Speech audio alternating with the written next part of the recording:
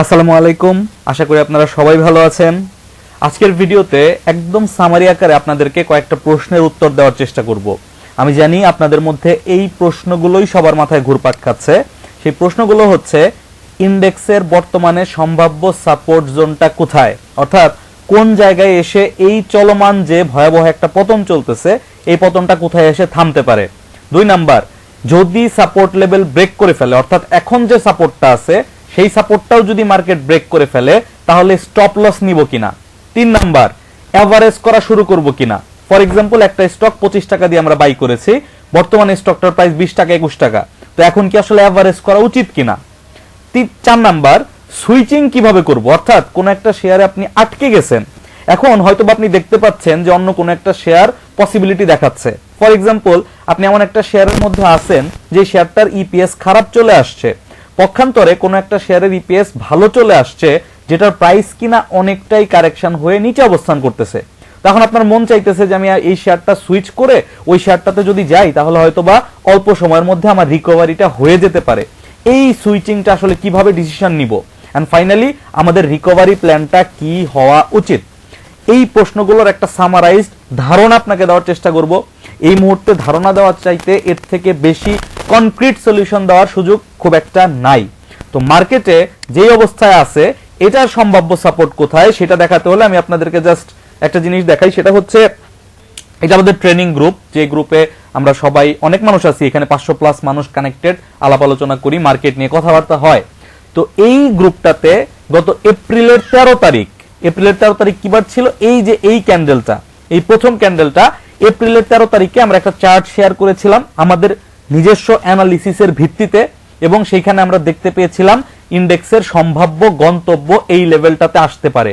এই লেভেলটা কোথায় সেই চার্টটা একটু জুম করে আপনাদের সামনে শেয়ার করতেছি। এই লেভেলটা দেখাচ্ছে কিন্তু 4990 এর নিচে, 4990 এর নিচে এই লেভেলে এসে মার্কেট ঘুরবে বলে আমাদের একটা এক্সপেকটেশন ছিল। 13 এপ্রিলের কথা বলতেছি, এই যে 13 এপ্রিল, এবং সেইখান থেকে মার্কেটে আমরা একটা বেশ কয়েক মাসের জন্য একটা পজিটিভ মুভমেন্ট পাবো বলে আমাদের ধারণা ছিল। এই কাউন্টিংটা যদিও ভুল প্রমাণিত হয়েছে, কাউন্টিংটা চেঞ্জ হয়ে গিয়েছে, বাট রেজাল্টটা এখনো পর্যন্ত অপরিবর্তিত। আমি এই চার্টের ভিত্তিতে আপনাদেরকে দেখাচ্ছি। এখন বলতে পারেন যে আপনি ট্রেনিং গ্রুপে 13 তারিখ আপডেট দিয়েছিলেন, ভিডিও কেন দেন নাই? ভিডিও দিলে তো আমরাও ধারণা পেতাম। ভিডিও আসলে আমি কেন দিতে পারি নাই, কেন আমি কিছুদিন অফলাইনে ছিলাম, এখনো আমার আরো বেশ কিছুদিন অফলাইনেই থাকতে হবে। আমার ট্রেনিং গ্রুপ থেকে শুরু করে সবকিছুই মোটামুটি একরকম বন্ধ আছে, সেগুলো ফেসবুকে আপডেট দেয়া আছে। আমি আর ব্যক্তিগত আলোচনায় যাব না, যাওয়ার কোনো ইচ্ছাও নাই, বাট আমি চেষ্টা করব আজকের ভিডিওতে আপনাদেরকে একটা কনক্রিট সামারি দিয়ে যাওয়ার, যেটার উপর ভিত্তি করে আপনি আপনার পরবর্তী পরিকল্পনাগুলো নিজের মতো করে সাজাতে পারেন।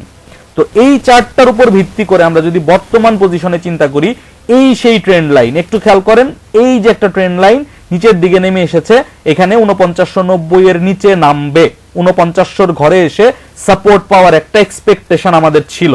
সো এই ট্রেন্ড লাইন আপনি দুইভাবে আঁকাতে পারেন। এই মুহূর্তে ক্যান্ডেলের ভিত্তিতে ট্রেন্ড লাইন ড্র করা আছে, আপনি যদি চান লাইন চার্টে গিয়েও এটা ড্র করতে পারেন। লাইন চার্টে গিয়ে যদি ড্র করেন তাহলে এই যে আমাদের প্যারালাল চ্যানেলটা, এই চ্যানেলটা এরকম হয়ে যাবে অনেকটা।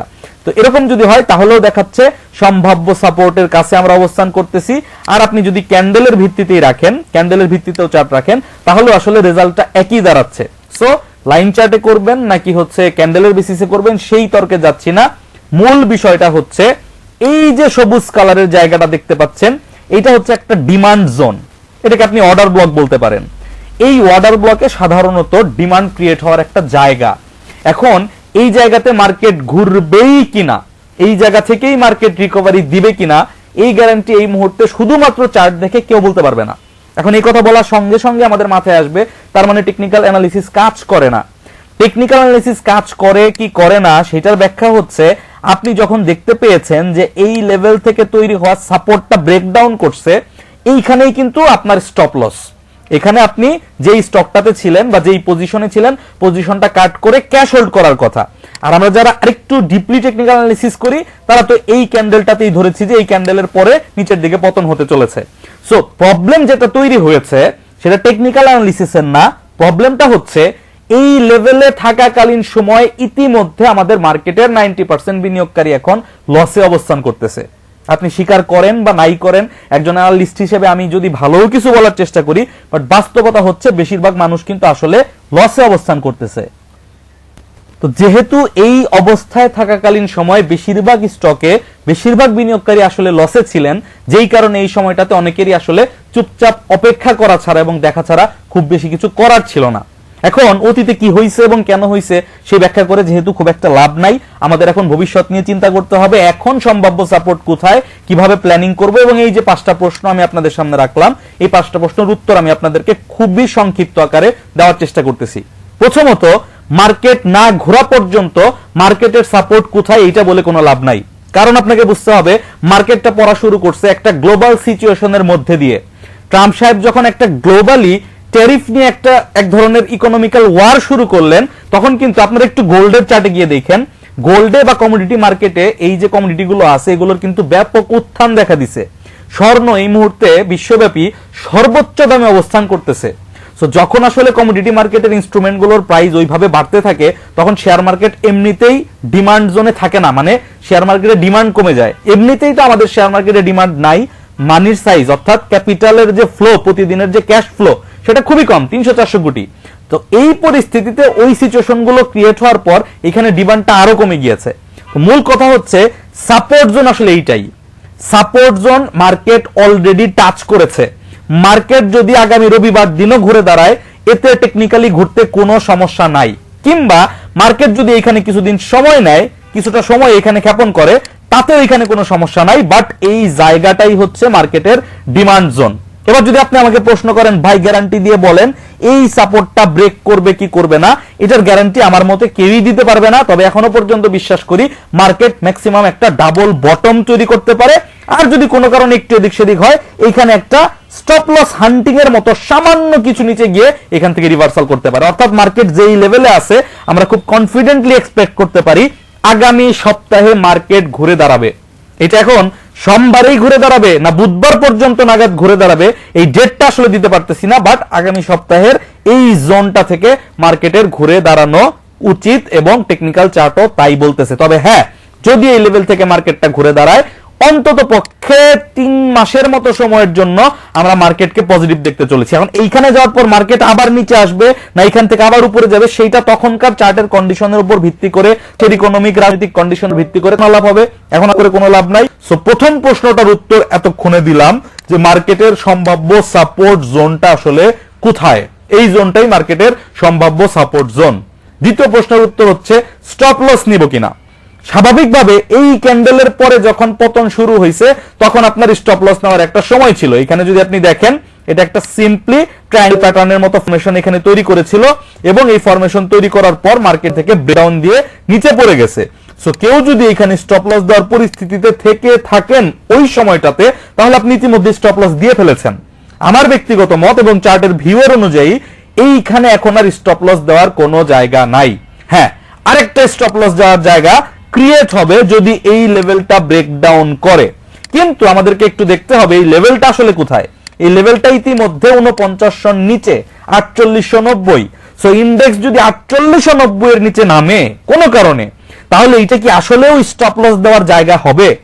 দি অ্যান্সার ইজ নো, এটা আসলে আর স্টপ লস দেওয়ার জায়গা হবে না। অর্থাৎ আমাকে যদি ব্যক্তিগতভাবে প্রশ্ন করেন, তাহলে স্টপ লস দেওয়ার জায়গা এই 14 এপ্রিল 15 এপ্রিল পর্যন্ত ছিল, এখন আর মার্কেটে স্টপ লস দেওয়ার কোনো জায়গা নাই। তারপরেও আপনি যদি বিচ হ্যাচারি টাইপের কোন স্টক কিনে থাকেন, যে আপনি জানেন 20 টাকার স্টক 100 টাকা হওয়ার পরে আপনি কিনেছেন, কেনার সময় আপনার পরিকল্পনা ছিল 5% 10% নিচে নামলে আমরা স্টপ লস দিব, ওই ধরনের স্টক যদি এখন আপনার হোল্ডিং এ থেকে থাকে তাহলে অবশ্যই আপনি বিবেচনা করতে পারেন। বাট কোন একটা স্টক আপনি 40 টাকা থেকে কারেকশন হয়ে 25 টাকা আসার পরে কিনেছিলেন, এই পতনে সেই 25 টাকার স্টকটা 21 টাকায় চলে আসছে, এখন আর নতুন করে কারেকশন হইলে 19 টাকা 20 টাকা পর্যন্ত নামতে পারে, ওটাকে আর নতুন করে স্টপ লস দেওয়ার কোনো জায়গা এখানে নাই। এটুকু আপনিও বুঝতে পারতেছেন, আমি জাস্ট আপনার সাথে মিলিয়ে দিলাম পয়েন্টটা। থার্ড পয়েন্ট হচ্ছে এভারেজ করব কিনা। সবচাইতে বেশি প্রশ্ন যেটা আসতেছে ইনবক্সে বা বিভিন্ন মাধ্যমে, ওই স্টকটা কিনেছিলাম 12% লসে আছি, এখন এভারেজ করব কিনা। সিম্পল কনক্রিট আনসার হচ্ছে নো এভারেজ। এখন কোনোভাবেই কোন স্টকেই এভারেজ করা উচিত হবে না। হ্যাঁ, এখন আপনি যদি স্কয়ার ফার্মা ইনভেস্টেড অবস্থায় থাকেন, আপনি 10 টাকা কমে পাচ্ছেন, আপনি যদি এখানে ইনভেস্টমেন্ট বাড়াতে চান, হোল্ডিং বাড়াতে চান, definitely you can go for that, ওইটা ডিফারেন্ট কেস। বাট আপনারা যেই জন্য মূলত প্রশ্ন করছেন যে এভারেজটা করব কিনা, ট্রেডিং কনসেপ্টে এখন এভারেজ করার সময় না। ফলিং নাইফ কখনো ধরতে হয় না, এইটাকে ঘুরতে দেন। ফর এক্সাম্পল, আপনি একটা স্টক কিনেছেন, এই জায়গাটাতে স্টকটার দাম ছিল 25 টাকা এবং পতনের পর বর্তমানে ওই স্টকটার দাম হয়ে গেছে 20 টাকা। আপনি ধরেন 20% দাম কমে গেছে বা সামথিং একটা পার্সেন্টেজ কমে গেছে, এখন আপনি এখানে এভারেজ করতে চাচ্ছেন। এখন আমরা এক্সপেক্ট করতেছি এটা সাপোর্ট জোন, বাট এখনো তো মার্কেট ঘুরে কনফার্ম করে নাই যে আমি এখান থেকে ঘুরে গেছি। হ্যাঁ, যদিও বেশ কয়েকটি নিউজ, বেশ কয়েকটি ইস্যু রেইজ হয়েছে। ফর এক্সাম্পল, আমরা দেখতে পেয়েছি যে যাদের আসলে নেগেটিভ ইকুইটির কারণে মার্চেন্ট হাউসগুলো থেকে ফোর্স সেল ক্রিয়েট হয়, সেই ফোর্স সেলটা যাতে আগামী ডিসেম্বর 2025 পর্যন্ত না করা হয়, সেই ব্যাপারে একটা কিন্তু সার্কুলার জারি হয়েছে, যেটা মার্কেটকে ফোর্স সেলের হাত থেকে বাঁচাতে সহায়তা করবে। এরপর মার্কেটে যাতে যেই কোম্পানিগুলো লিস্টেড হয় বা হবে ইন ফিউচার, তাদের সাথে নন লিস্টেড কোম্পানিগুলোর ট্যাক্সের যে গ্যাপ, সেটা যাতে আবার আগের মতো বাড়িয়ে গ্যাপটাকে মানে ভারসাম্যের মধ্যে রাখা হয়, যার ফলে লিস্টেড কোম্পানির প্রতি মানে কোম্পানিগুলো লিস্টেড হওয়ার প্রতি আগ্রহ বাড়ে। এই ধরনের বিভিন্ন ইনিশিয়েটিভ নেওয়া হয়েছে, চেয়ারম্যানের পদত্যাগ নিয়ে কথাবার্তা চলতেছে, অনেক কিছুই চলতেছে। বাট এগুলো নিয়ে আসলে আমি কথা বলতে চাচ্ছি না, এগুলো নিয়ে কথা বলে খুব একটা এই মুহূর্তে লাভ নাই। কারণ এই কথাগুলো তখনই কেন তৈরি হয় যখন মার্কেট সাপোর্ট জোনে আসে, যখন মার্কেট এইখান থেকে পড়া শুরু করতেছিল, এইখানে কেন এই ধরনের ইনিশিয়েটিভ আসলে কর্তৃপক্ষ থেকে নেওয়া হলো না? তাহলে তো এইখান থেকে এই পতনটা আমাদের দেখতে হইতো না। এই 20% বা 15% যে এই গ্যাপটা এখানে তৈরি হইলো, এখন হয়তো ইনিশিয়েটিভ নিয়ে এইটুকুই রিকভার দিতে পারবে। বাট এইখানেই যদি সেই ইনিশিয়েটিভটা নেওয়া হইতো, তাহলে কিন্তু এই জিনিসটুকু আমাদের দেখতে হইতো না। এনিওয়ে, তারপরও পতন ঠেকানো জরুরি, যেটা ঘটে গেছে সেটা তো ঘটেই গেছে। এখন পতন ঠেকানোর জন্য সেই ইনিশিয়েটিভগুলো যেহেতু সামনে এসেছে এবং সাপোর্ট জোনে এসে তারপরেই সামনে এসেছে, সো আমরা আশা করতে পারি এখান থেকে ঘুরবে। বাট এভারেজ আপনি এখনই করবেন না, এভারেজ করবেন মার্কেট এইখান থেকে ঘুরে দাঁড়ানোর পর 1 দিন 2 দিন 3 দিন 7 দিন একটা পজিটিভলি উপরের দিকে গিয়ে যখন নিচের দিকে রিটেস্ট করতে এসে ঘুরে দাঁড়াবে, তখন আপনি এইখানে এভারেজ করবেন। আমি আবারও দেখাচ্ছি, ধরেন মার্কেট এইভাবে পড়তেছে, আপনি ধরে নিলেন এইটাই বটম, ধরে নিছেন কিন্তু গ্যারান্টি কিন্তু নাই। সো এইখানে এভারেজ না, মার্কেট এইখান থেকে উঠা শুরু করবে, উঠতে দেন। আপনার 20 টাকার স্টক যদি বাড়তে বাড়তে 25 টাকায় চলে আসে, আপনার কি কোনো লস আছে? আপনি যে এভারেজ করতে পারলেন না, তাতে কি আপনার আফসোস করার কোনো কারণ আছে? আপনি তো আপনার কেনা দাম পেয়ে যাচ্ছেন। যদি না পান, 20 টাকার স্টক এখান থেকে 22 টাকায় উঠে গেল, কিন্তু আপনি এখন এভারেজ করতে পারেন নাই, ওকে, ওয়েট করেন, সময় দেন, মার্কেটকে রিটেস্ট করতে দেন এবং দেখেন মার্কেট সেকেন্ড টাইম রিটেস্ট করতে এসে ঘুরে দাঁড়ায় নাকি এই বটম ব্রেক করে। যদি বটম ব্রেক করে, তাহলে কিন্তু আপনার এভারেজ করে কোনো লাভ হইল না। সো এই কারণেই আপনি মার্কেটকে আগে উঠতে দেন, উঠার পরে একটু ব্যাকে আসতে দেন, দেন যখন ঘুরে দাঁড়াবে, এইখানে এটা হচ্ছে কনফার্মেশন যে হ্যাঁ, আমার কারেকশন কমপ্লিট। এই পজিশনটা ক্রিয়েট হলে তখন আপনি এভারেজ করেন। প্রয়োজনে মার্কেটে যখন ওই পজিশনটা ক্রিয়েট হয়, তখন আমি দ্বিতীয়বার ভিডিও দিয়ে আপনাদেরকে দেখিয়ে দেওয়ার চেষ্টা করব যে হ্যাঁ, this is the time, this is the confirmation time, যে এখন মার্কেটে কারেকশন কমপ্লিট হয়েছে। আপনি 20 টাকা এভারেজ করতে পারেন নাই, ফাইন, আপনি এবার 22 টাকা এভারেজ করেন, কোনো অসুবিধা নাই। বাট এখন এই মুহূর্তে নিশ্চিত না হয়ে এভারেজ করাটা উচিত হবে না। সুইচ কিভাবে প্ল্যান করব, সুইচ কিভাবে করব আর রিকভারি প্ল্যান কি, দুইটা আসলে একই প্রশ্ন, দুইটাকে মিলিয়ে আমি আপনাকে অ্যান্সার দিচ্ছি। সেটা হচ্ছে, ধরেন কোন একটা স্টকে আপনি 20%, 30%, 25% লসে আছেন। যে স্টকটাতে আপনি 60 to 70% লসে আছেন, যে স্টকটার দাম ছিল 120 টাকা, বর্তমানে চলে এসেছে 20 টাকা, এবং আপনি কখনোই স্টপ লস দেন নাই। যেমন জেনেক্সিল আছে, ফরচুন আছে, এরকম আরো অনেক শেয়ার আছে যেগুলো আসলে 100+ টাকায়ও ছিল, যেখান থেকে এখন 20 টাকায় চলে আসছে। ওই শেয়ার কিন্তু আপনি আসলে সুইচিং করে রিকভার করতে পারবেন না। এটা আপনাকে মেনে নিতে হবে যে আপনার ক্যাপিটালটা আসলে শেয়ার মার্কেটে হারিয়ে গেছে। মার্কেটে যদি আবার নতুন করে কখনো কোনো বুল রান আসে, এই স্টকগুলোর যদি ডেটার মধ্যে পরিবর্তন আসে, আপনি যদি এই স্টকগুলোকে সেকেন্ড টাইম 100+ পান, এটা হবে আপনার জন্য সৌভাগ্যের ব্যাপার। বাট এইটা নিয়ে কেউ আপনাকে কোনো সলিউশন বা কোনো গ্যারান্টি দিতে পারবে না। কোনগুলো নিয়ে আপনি প্ল্যান করতে পারেন? একটা স্টক আপনি 30 টাকায় কিনছেন, সেই স্টকটা কমতে কমতে কমতে কমতে 20 টাকা 18 টাকা পর্যন্ত এসে ঠেকছে, 30%, 35%, 40% পর্যন্ত নাই। সেগুলো নিয়েও প্ল্যান করা সম্ভব। বাট 100 টাকার উপরে কিনে 20 টাকায় চলে আসছে, সেটা এখন নিয়তির উপরে ছেড়ে দেওয়া বা সেল করে ওই টাকা দিয়ে নতুন চিন্তা ভাবনা করা, নতুন করে ইনভেস্টমেন্ট করা ছাড়া বেশি কিছু কিন্তু করার থাকে না। প্র্যাকটিক্যালি চিন্তা করেন, আমি আপনাকে খুশি করার জন্য বা আপনাকে নারাজ করার জন্য কথাগুলো বলতেছি না। সো আপনি সুইচিং বা রিকভারি করবেন হচ্ছে, ধরেন কোন একটা স্টক আপনি কিনছেন এবং সেই স্টকটা আপনি এই মুহূর্তে 20 বা 25% বা 30% পর্যন্ত ম্যাক্সিমাম লসে আছেন।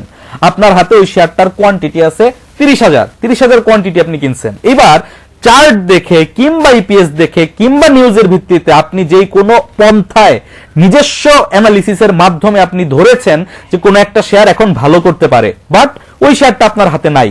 আপনার হাতে এমন একটা শেয়ার আছে যে শেয়ারটাতে আপনি অলরেডি 30% লসে আছেন এবং এই শেয়ারটা থেকে আপনি কবে নাগাদ বেরোইতে পারবেন আপনি নিজে আসলে এখনো পর্যন্ত কনফার্ম না, সেই ক্ষেত্রে আমার রিকমেন্ডেশন হচ্ছে কখনোই আপনি আপনার হাতে থাকা শেয়ারটা 100% ওই 30% লসে সেল করে দিয়ে নতুন শেয়ারে সুইচ করবেন না। This is not the standard. এইটা গেলে এটা আপনার এক ধরনের লটারির মতো হয়ে যাবে যদি লাইগা যায় টাইপের। অনেক সময় দেখা যাবে আপনি একদম বটমে একটা শেয়ার সেল করে দিচ্ছেন, তারপরে ওই শেয়ারটা বাড়া শুরু করছে, অথচ আপনি যে শেয়ারটা বাড়বে ভেবে কিনেছেন সেই শেয়ারটা আশানুরূপ রেজাল্ট দিচ্ছে না। এই ক্ষেত্রে আপনি যেটা করতে পারেন, আপনার এক্সিস্টিং যে হোল্ডিং সেটাকে 3 ভাগে কিংবা 5 ভাগে আপনি ভাগ করতে পারেন। ফর এক্সাম্পল, আপনার হাতে 30,000 কোয়ান্টিটির শেয়ার আছে, আপনি মিনিমাম এটাকে 3 ভাগে ভাগ করেন, 10,000 10,000 10,000, অথবা আপনি এটাকে 5 ভাগে ভাগ করেন, 6,000 6,000 করে 5টা ভাগ। 1 ভাগ শেয়ার আপনি প্রথমে লসে সেল করতে পারেন যখন মার্কেট ঘুরবে, এখন কিন্তু না, যখন মার্কেট ঘুরবে। কিংবা আপনার যদি ভয় থাকে আপনার শেয়ারটা আরো কমতে পারে, সেই ক্ষেত্রে আপনি এখন সেল করে ক্যাশ করতে পারেন, বাট সেই ক্যাশটা আপনি এখন ইউটিলাইজ করবেন না। This is still not the right time. ঘুরতে হবে, কনফার্মেশন পেতে হবে, তারপর ব্যাপারটা যেন এরকম না হয় যে আপনি 20 থেকে 30% লসে একটা শেয়ার সেল করে এই মুহূর্তে একটা শেয়ার কিনলেন, কেনার পরে সেই শেয়ারটাও 10% কমে গেল, তাহলে কিন্তু আসলে মানে পুঁজি হারানো ছাড়া বিকল্প কোনো গতি থাকবে না। সো ওয়েট করেন, বি পেশেন্ট। এই মুহূর্তে যদি আপনি মনে করেন যে আমার গত এই 10 দিনে যে লসটা হয়েছে এই লসটা আমাকে 1 মাসের মধ্যেই রিকভার করতে হবে, তাহলে আপনি মার্কেটের এগেইনস্টে আসলে ফাইট করতে নেমে গেলেন, যেটা প্র্যাকটিক্যালি কখনোই পসিবল না। মার্কেটের সাথে চলতে হয়, মার্কেটের এগেইনস্টে ফাইট করে কখনো জেতা যায় না।